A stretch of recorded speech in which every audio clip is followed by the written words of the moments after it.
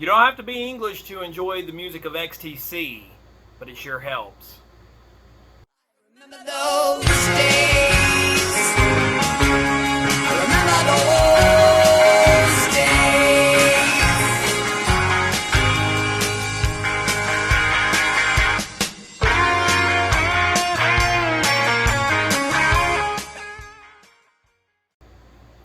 Hello, vinyl community. This is Tommy, and welcome to another musical adventure. Today's adventure, we're going to be taking a look at the vinyl reissue catalog of the English band XTC. Now, XTC is a band that maybe some of you here in the VC are very familiar with. You're longtime fans. Some of you, if you're like me, maybe struggled with XTC for a little bit, but then finally came around to the party because you realized how great they were. And some of you may know nothing about XTC. Now, this video is not designed to be a biographical overview of the band. There is a great documentary that came out about 7 or 8 years ago called XTC This Is Pop. Here in the States, it was on the Showtime network, and so you can check that out if you want to get just the facts, or you can just go to the internet.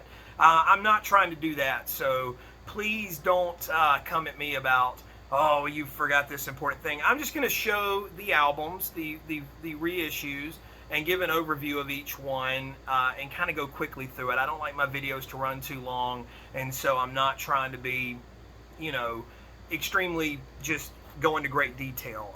Some of you guys do a much better job at that on your channels, and I say have at it. This is just an overview. Maybe somebody's coming here for the first time and kind of interested in the band, not sure what's out there. So I thought I would share with you guys what is there. And this is just the catalog. I know there's a lot of extra side projects and other things. Hey, look, comment down below if you want to point somebody in a particular direction. Feel free to do that, and you know, everything's great. If you're here for the first time and you haven't subscribed to my channel, you know the drill. Go ahead and do it. And like I said, if you comment, I try to interact with you guys. But XTC is a band that formed in sort of rural England in the early 70s, started releasing music in the late 70s, and kind of went through various changes and different configurations as far as musically speaking. They evolved very much so. And so this little overview is going to kind of talk a little bit about that evolution and a little bit about the records that we're going to be taking a look at. Now, Ape House Records, which is the label of one of the founding members of XTC, Andy Partridge, he has a label called Ape House, and they've been putting the XTC catalog out, and I'm going to show you the hype stickers for each one. This is the first album, White Music, 1978's White Music. 200 gram vinyl, and the master tapes have been approved by Andy Partridge. And so that's kind of the routine on these. And so we're going to start with the debut album from XTC, White Music. Now, some of the covers are different because I believe these are sort of, they're going back to the original ideas for the covers, so you'll see as this is the case. But the albums sound really, really good. They're dead quiet. There's not a lot of noise on them, and the dynamics are fantastic. Again, 1978, this is the original band of Andy Partridge, co-founding member Colin Barry Andrews was in the band, and Terry Chambers. Now, Terry Chambers, I think, is going to be a major sort of, I'm going to give you the track listing there, and forgive the glare, because, I mean, some of these have some very shiny, glossy covers. But Terry Chambers was the drummer, and I think he had a lot of musical influence. I'm going to show you guys the record, too. The inner sleeves are pretty much the same. They've got a little advert for the catalog there, and we're going to be seeing these albums as we go. But Terry was, the first album was very sort of new wave punk. They came out of that movement, so the guitars were very sort of, I call them herky-jerky. The melodies were real angular. They were very much a, you could tell the rumblings of sort of this post-punk pop. Some of you might call that first album more of a punk album, and so a little bit more attitude. The next album was called Goto, and I'm going to show you guys the hype stickers for each one. You can take a look at them, and they're pretty similar, all the hypes. This is the most recent reissue, and some of you guys that have watched my channel have seen me show this one as a recent find, a recent pickup. And so this one's really cool, the cover design, and I'm going to let you guys pause if you want to read all this. But Hypnosis, the label that the artist that gave us all those great Pink Floyd records, it's a gatefold, and so they hooked us up with this amazing cover. It's sort of a take on the the commercialism. Now this reissue is a 2-record set. It includes the 12-inch that came with it, and you can see the labels are pretty similar to the covers. So if I can pull the other one out here. There we go. Yeah. So anyway, yeah, Goto, the next album in the set. That was in after the debut. This was the second album. And now the next one, and I think this is where XTC really kind of comes into their own, the album Drums and Wires. This featured, I think, their first kind of hit, Making Plans for Nigel. Really, really interesting pop song. And still kind of in that new wave sort of mold, as it were. And this is, to me, the first sort of cohesive XTC album. Like I said, it really comes together well. Making Plans for Nigel really is sort of, if you want to hear that song, check it out. It sort of, to me, is encompasses the early XTC sound, and it's just really, really realized. It's a great listen, top to bottom, through and through. The reissue does come with the 7-inch with Limelight and Chain of Command on it. So yeah, that's part of the reissue of Drums and Wires. Now the next album gets a little more sophisticated. Black Sea is the 1980 album from the bands. And their sound is starting to expand a little more. They're getting further and further away from that sort of what you call, I guess, the that punk, post-punk kind of vibe, and they're going more in a direction of sophisticated type stuff.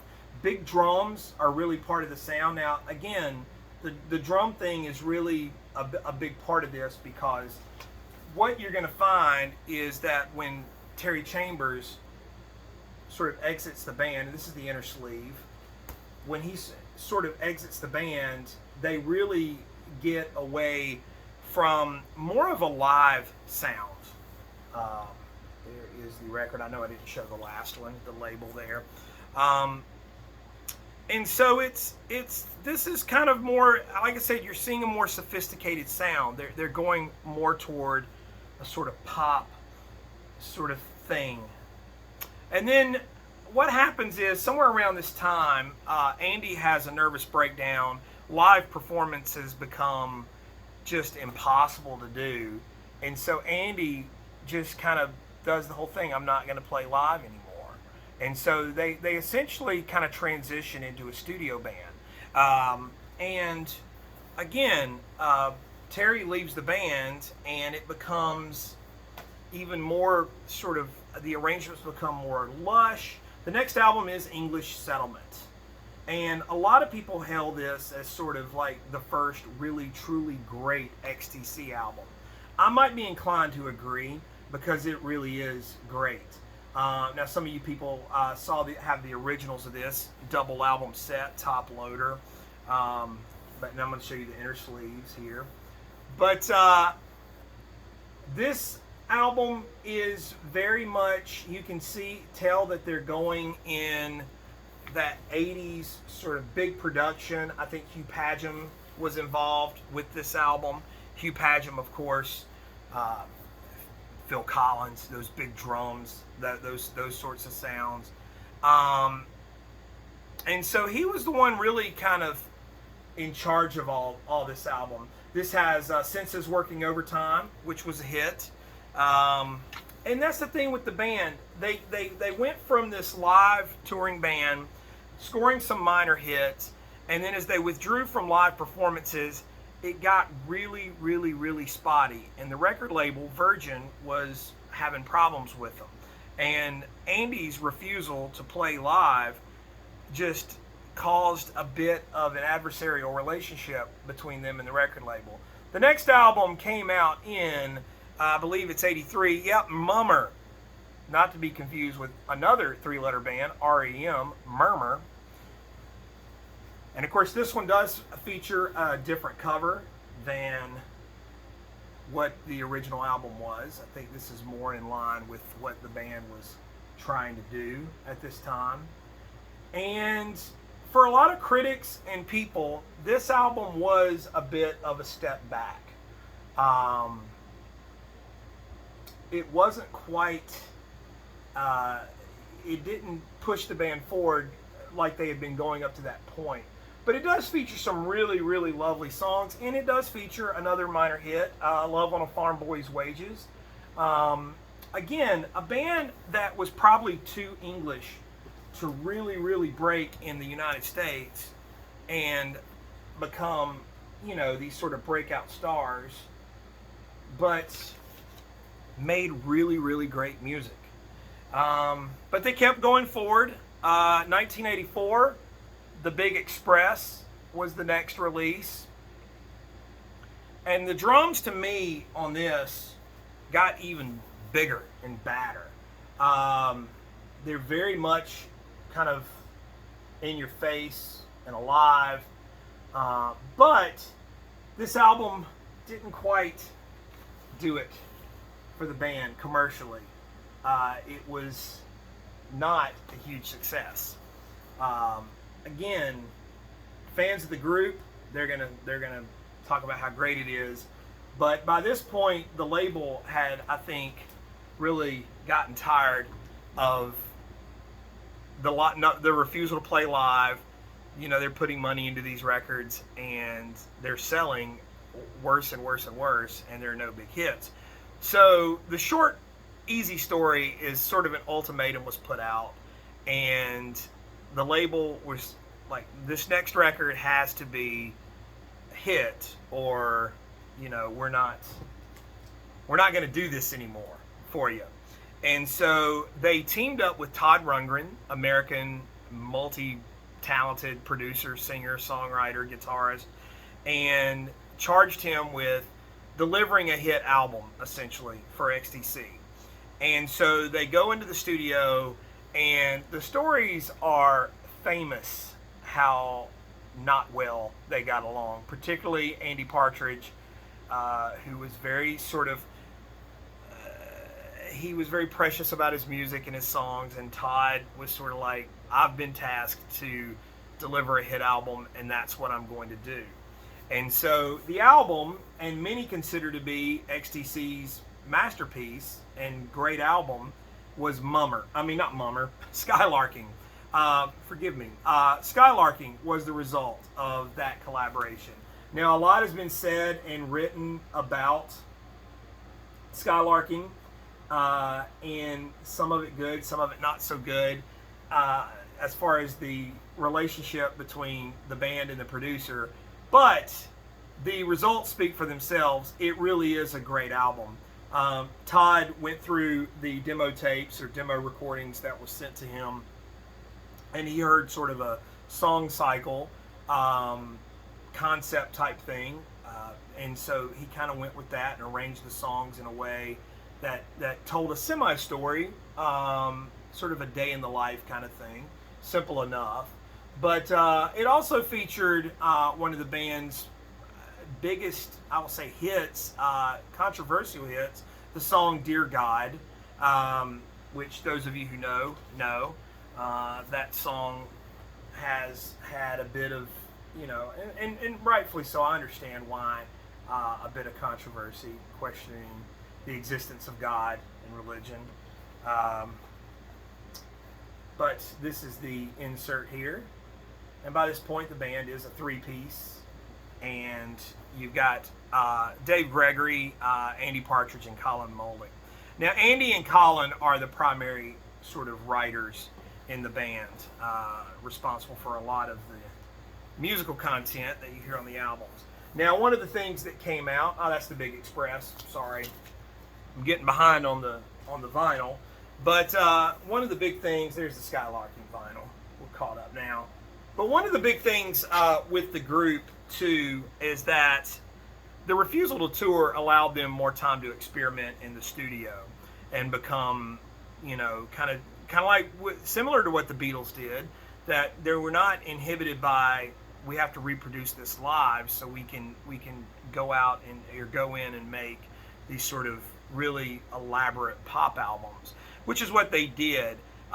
Between the first album and Skylarking, it is a world of difference in the band. But all of the albums have these sort of great moments.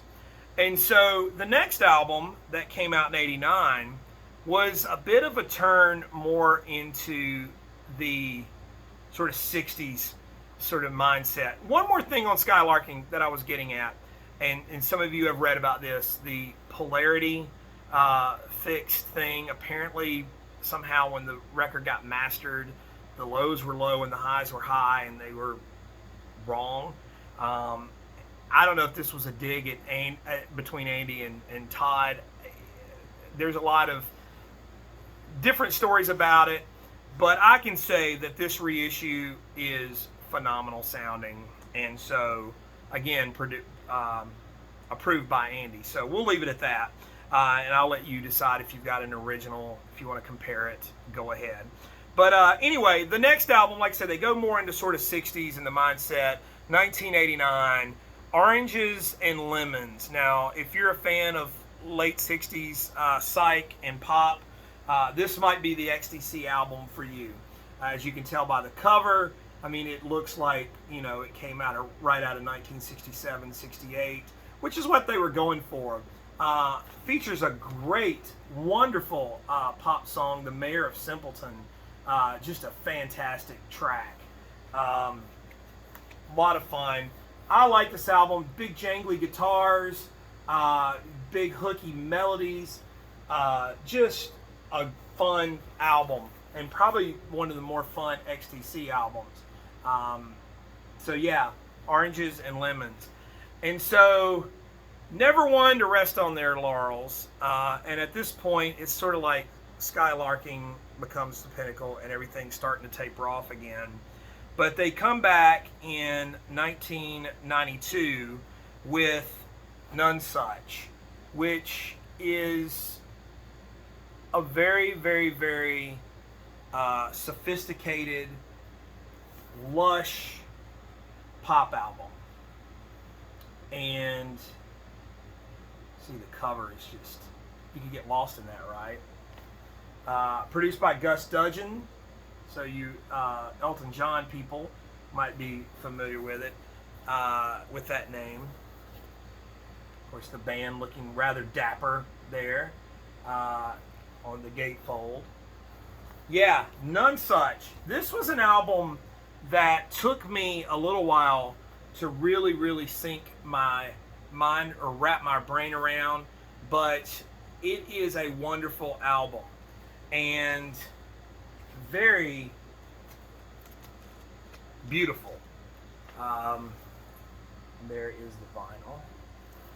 I'm kind of whipping through the vinyl. So by this point, the band is starting to really disintegrate even further. Dave Gregory, they're making their next album, and Dave Gregory makes his exit. And so they're down to essentially a two-piece. The result is there's a lot of, and one of the things I didn't mention, and I'm going to kind of lightly mention it here, is there is a lot of management issues, money issues, like what tears a band apart more than anything. It's always the dollars. But they come back in 1999 and they release Apple Venus. Now, there are no sort of pretenses about this being nothing more than a studio band. It builds upon None Such in a way that the songs are just very, very, very sophisticated. The melodies are a little less, to me, sort of like catchy, but at the same time, it's just sort of I guess what you would call a sophisticated pop album, for lack of a better description. It delivers in spades. And this is one, because it came out in 1999, wasn't really a vinyl, sort of vinyl-minded record, as it were, but it's cool to have it on vinyl. There's Andy and Colin. It's the insert from the album. I'm trying to show you guys as much of this as I can. Well, by this point, things are really starting to go south. They come back in the next year with Wasp Star, which is sort of Apple Venus Part 2. So it's more of the same sort of stuff from Apple Venus. And they're just building upon that. And so there's not a whole lot to say other than it probably runs good as sort of a double if you want to play those records sort of back to back or in succession. You're not going to be too far off. And of course there's Andy and Colin, the last two XTC members remaining. And after that, by the mid-2000s, Andy had announced the end of XTC and that there were no more. Now, I know what some of you guys are saying, because I can hear you shouting at this point, especially you XTC watchers. Yes, yes, yes. There was a side group, the Dukes of Stratosphere, and they were sort of like the band going in using a pseudonym and doing a 60s psychedelic thing. Now, Dukes of Stratosphere predated Oranges and Lemons, and so they had so much fun recording it. It sort of explains why they would have done something like Oranges and Lemons, because I think they just enjoyed the freedom of going in and not really thinking about themselves as XTC. Of course, you can tell. I mean, anybody that owns a record from the 60s, there you go. It kind of speaks for itself. And so they did a couple of things. Of course, it's got that Ape House Records logo on it. Sonic Sunspot was the first one. And then they had so much fun, they went back and did another one called 25 O'Clock. The Dukes of Stratosphere. The XTC side project, side band. Of course, these have been reissued on vinyl as well. Now, this one is a little more, to me, psych than the first one. A little more, say, jammy. But the idea was that I think they were releasing these and going to, quietly say that, not tied to XTC, people figured it out. Of course, these issues have XTC as Dukes of Stratosphere. So by that point, the secret was out. But I think the idea was to sort of slip these into the used record bins and have folks sort of discover them. Again, there's the 25 O'Clock. So, hope that wasn't too long for you. XTC vinyl reissues. There they are. They sound phenomenal. If you're wanting to know where to start with XTC, I would say Skylarking would be the way to go. And then, depending on maybe my short descriptions, figure out if you like the more sophisticated Lush stuff, then I would go back on the other side of that. If you like more of the sort of aggressive, sort of herky-jerky pop, punk, new wave thing, start with the earlier records. But I would say Skylarking is good right in the middle. It's not going to sort of test the limits of your taste. It's just a good album. Anybody who loves music could find something to enjoy about Skylarking. So I would definitely say that would be the best way to go. Some of you might disagree. I don't know. Comment down there. I mean, am I way wrong? I mean, there's some great albums in there, and but I don't know that I would tell someone that really loves none such that English Settlement or Mummer would be. They're very different, and it's a band that really progressed and became something very different at the end than what they were at the beginning. But very good. They're all very good albums. So there's no complaints. I honestly can say I don't think there is a bad album in that bunch that I just showed you. They're all really top-notch albums. So that's a rare feat for a band that released so much in a very short amount of time. So that is a testament to the talent of the band. I'm going to cut this off now. Thanks for watching. We'll see you next time.